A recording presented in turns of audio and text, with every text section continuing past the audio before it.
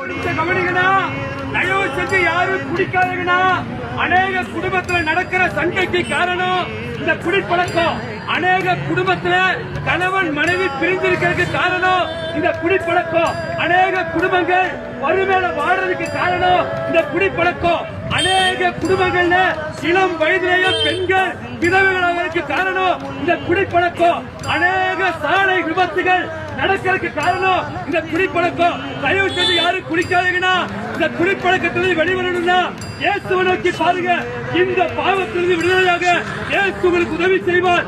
இயேசு இன்னைக்கு உயிரோடு இருக்கிறார்னா தயவு செஞ்சு யாரும் குடிக்காதீங்க.